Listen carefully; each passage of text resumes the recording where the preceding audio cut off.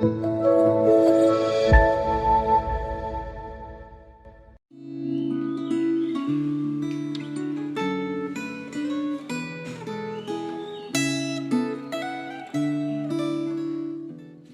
Bapak Ibu yang terkasih di dalam Tuhan.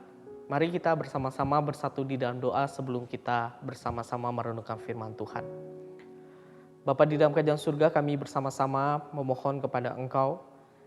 Waktu kami membaca dan merenungkan firman-Mu, kami rindu bahwa kami dapat memahami dengan utuh. Kami juga boleh melakukan kebenaran firman Tuhan seturut dengan apa yang Tuhan katakan. Kami memohon berikan kami hikmat-Mu ya Tuhan, supaya kami dapat memahami dengan baik dan juga tentunya kami memiliki hati yang boleh dibentuk oleh Engkau. Kami menyerahkan untuk waktu ini ke dalam tangan-Mu. Demi nama Tuhan Yesus Kristus kami bersama-sama berdoa. Amin. Bapak Ibu Saudara sekalian, hari ini kita akan bersama-sama merenungkan dari Amsal pasal yang ke-19. Khususnya kita akan membaca di ayat yang ke-16 dan juga ayatnya yang ke-23. Demikianlah firman Tuhan dalam Amsal 19 ayat 16. Siapa berpegang pada perintah memelihara nyawanya, tetapi siapa menghina firman akan mati. Ayat 23, takut akan Allah mendatangkan hidup, maka orang bermalam dengan puas tanpa ditimpa malapetaka. Bapak Ibu Saudara sekalian, waktu kita menjadi orang Kristen, ternyata kita akan menemui ada banyak aturan-aturan yang perlu kita ketahui dan kita jalani. Misalkan saja, waktu kita masuk di dalam sebuah komunitas, maka kita perlu melakukan sebuah aturan, yaitu untuk saling mengasihi, saling menjaga, saling peduli satu dengan yang lainnya. Begitu pula sebagai orang Kristen, waktu kita menikah, kita pun juga perlu untuk menjalankan sebuah aturan, di mana kita hidup bersama dengan pasangan untuk tidak bercerai. Dan kita pun juga di dalam keluarga, kita juga harus melaksanakan sebuah aturan, di mana anak menghormati orang tua juga harus mendidik anak-anak untuk menjadi pribadi-pribadi yang takut akan Tuhan. Nah Bapak Ibu Saudara sekalian, mengapa aturan-aturan itu harus ditaati? Dan bagaimana memaknai sebuah aturan yang ada di dalam Alkitab? Bapak Ibu Saudara sekalian, tentu dua pertanyaan ini perlu kita renungkan dengan baik supaya kita tidak menjalani kewajiban agama saja, tetapi aturan-aturan itu kita lakukan sebagai perwujudan ketaatan kita kepada Tuhan. Nah Bapak Ibu Saudara sekalian, di dalam kitab Amsal, khususnya ayat 16 yang tadi kita baca, di sana dikatakan, siapa berpegang pada perintah memelihara nyawanya, tetapi siapa menghina firman akan mati. Bapak Ibu Saudara sekalian, perhatikan kata perintah di ayat 16 itu. Kata perintah bisa juga berarti hukum. Dan di dalam kitab Amsal, Bapak Ibu Saudara sekalian, hukum adalah sebuah ajaran atau nasihat tentang karakteristik untuk memiliki kehidupan takut akan Tuhan. Disinilah kitab Amsal mengingatkan kita bahwa orang yang memelihara atau memegang kepada hukum adalah orang yang paling beruntung, sebab dia sedang memelihara nyawanya. Nah Bapak Ibu Saudara sekalian, analoginya seperti ketika kita berjalan sedang mengendari kendaraan. Waktu kita mengendari kendaraan, di dalam perjalanan kita menemui banyak rambu-rambu lalu lintas. Nah Bapak Ibu Saudara sekalian, rambu-rambu lalu lintas itu adalah sebuah tanda untuk membuat kita memahami perjalanan kita ke depannya. Kapan perjalanan ke depannya itu treknya itu lurus ataupun sedang turun ataupun sedang mendaki.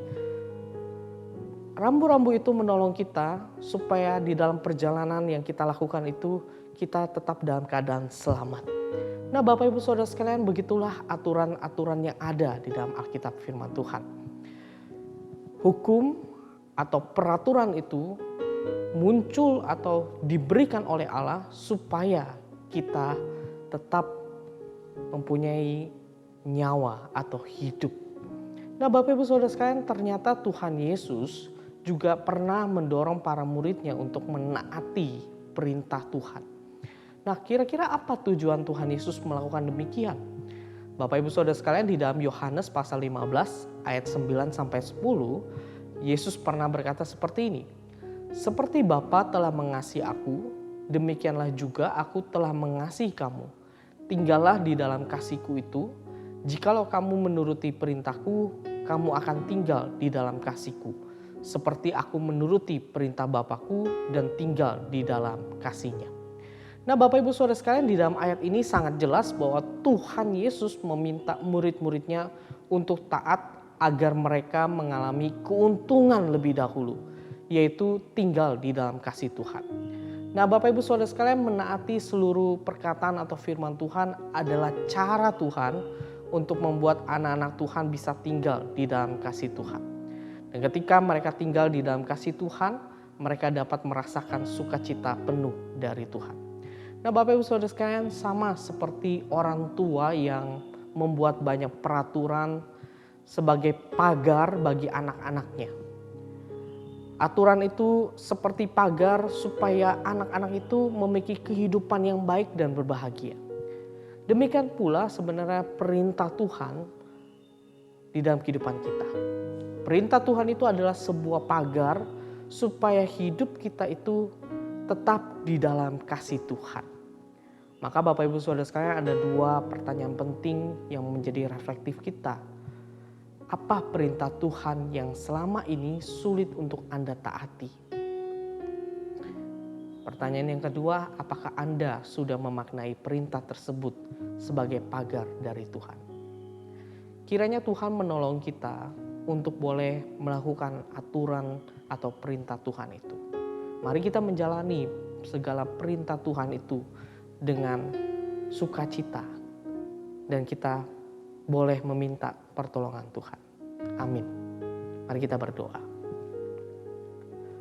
Bapa di dalam kerajaan surga, terima kasih untuk kebenaran firman Tuhan yang boleh kami renungkan.